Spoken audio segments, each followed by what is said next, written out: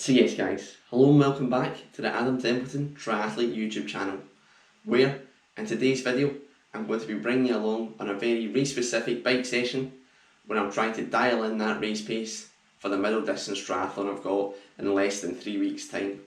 The weather outside today isn't the best, it's pretty grey, pretty dull, and there's a strong wind out there, so I've decided to take this one indoors and go on Zwift just so I can get everything under control, focus on the paces, focus on the power, and yeah, now it's just time to start.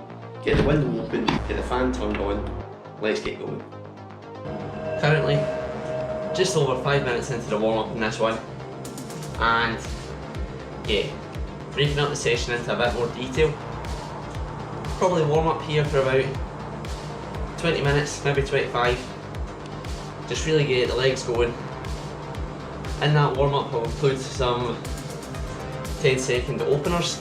Okay, let's and go. Then trying to simulate the demands of the race. Coming out of T1 early on, there is a climb, and yeah, it seems like quite a solid climb, so we're starting off the workout with around about somewhere in the region of like a 10-minute threshold effort, and then the main chunk of the workout I'm going to be doing over-unders. By over-unders, if you don't know, I mean sort of yo-yoing around my planned or anticipated race pace, so working for a small amount of time over that pace and then immediately after under, and keeping looking through that for, I think I'll do 10-minute blocks again, see how I'm feeling as the workout goes along, because of course we know that the routes for these triathlons, especially living here in Scotland, it's not going to be a pan flat course. It's going to be difficult to dial in to a power, so getting used to being slightly above that effort that you've anticipated for, and then finding the ability to recover in short bouts afterwards is definitely a good skill to practice. 5 times 10-second openers now complete. Time to head off to the simulated hill in Zwift in the London map to get this first threshold effort done. There we go. First threshold effort done. 10 minutes. Personally thought the climb on Zwift was a bit longer.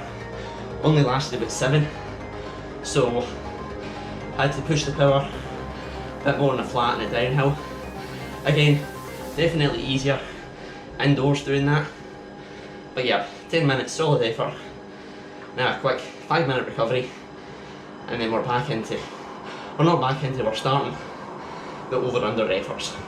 Now, it's very difficult to create an epic montage of an indoor workout, so I thought instead I'd break down some of the key aspects of this session, why I was doing it, and yeah, what I want to achieve from it.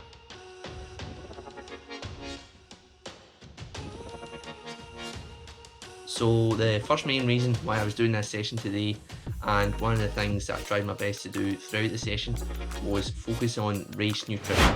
Of course, it's important to fuel all your sessions and stay hydrated throughout all your workouts, but as it gets closer to race day, you want to dial in those carbohydrates.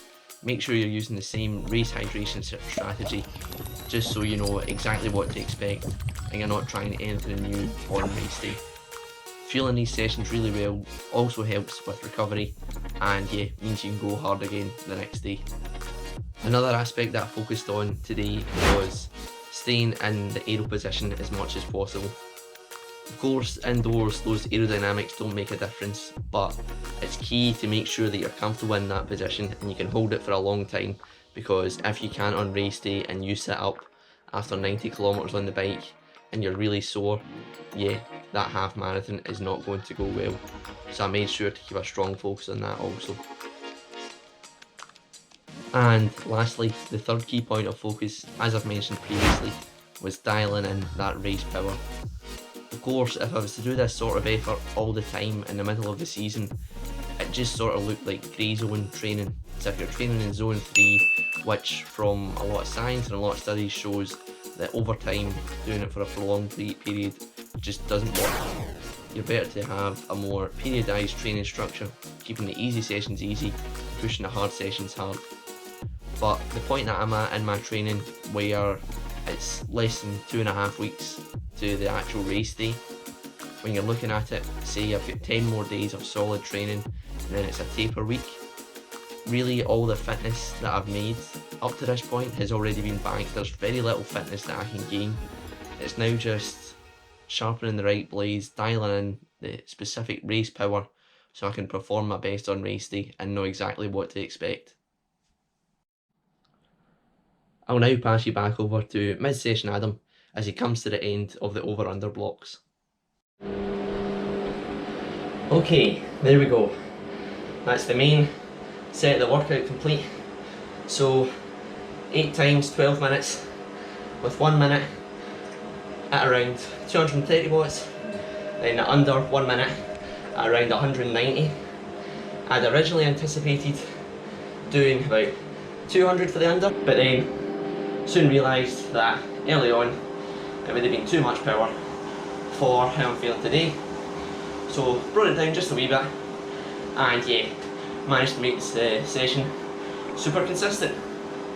However, as I mentioned earlier on, the purpose of this session is race specificity, and the looping the bike course, like I was saying, has the hill at the start, you're round the lock, and then coming back, you're up the other side of the hill. So I'm going to spin out here just for another 5-10 minutes or so, and then it's another threshold effort. Nutrition has been going well so far, don't feel overly tired, heart rate still in reasonable control.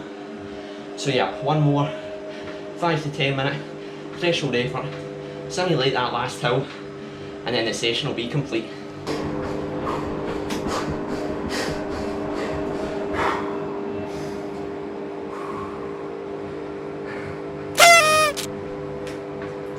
There we have it, final threshold effort complete, and a very easy 15-minute cool down just to bring the heart rate back under control. A solid session back there. Very happy with how the power was consistent throughout, and yeah, again, like I was saying, just a lot of race specificity, keeping it all in control, getting mentally prepared for race day as it fast approaches.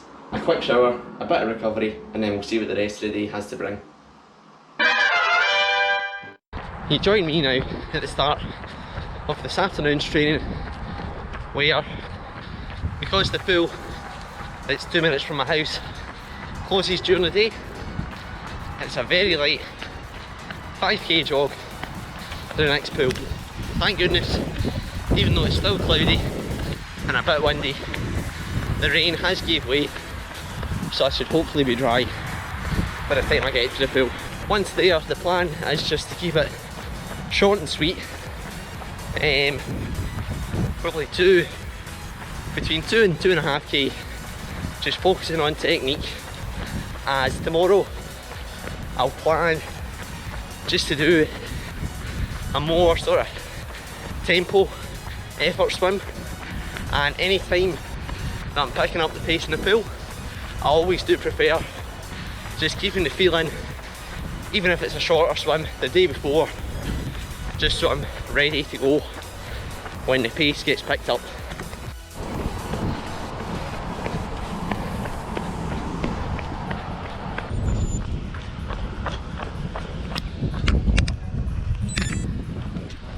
First run complete, nice controlled heart rate and pace. Now it's time to get in for this swim.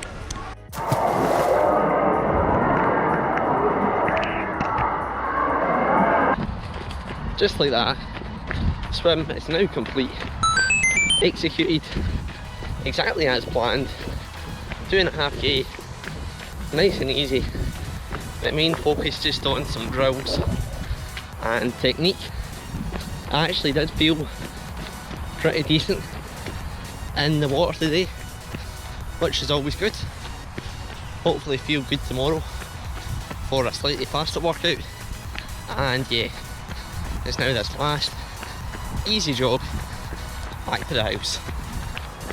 if you are wanting to follow along with all my training leading up towards race day, be sure to check out my Strava, which will be linked in the description, and there might be a card that pops up just about now, because yeah, I just post absolutely everything on there, and as you all know, if it's not on Strava, did it really happen? Final 5k easy jog back from the pool, now complete, and yeah, it marks the end of another solid day's training. Again, training recently has been very consistent. A couple of days where I've felt a bit off, but in the grand scheme of things, a lot of hours, a lot of volume, and just a lot of consistency. The bike session this morning, that definitely went really well. Starting to build quite a bit of confidence going towards the Aberfeldy race. And yeah, looking at it, there aren't really that many big days left. I guess 2.5 weeks out now, so say about 10 more days of solid training, and then a week's taper, and it's race day. So yeah, not that long to go now. Be sure to let me know in the comments what your next race is, and if your training's going as well as mine. If you did enjoy the video, be sure to hit the like button and subscribe, and I'll catch you in the next one.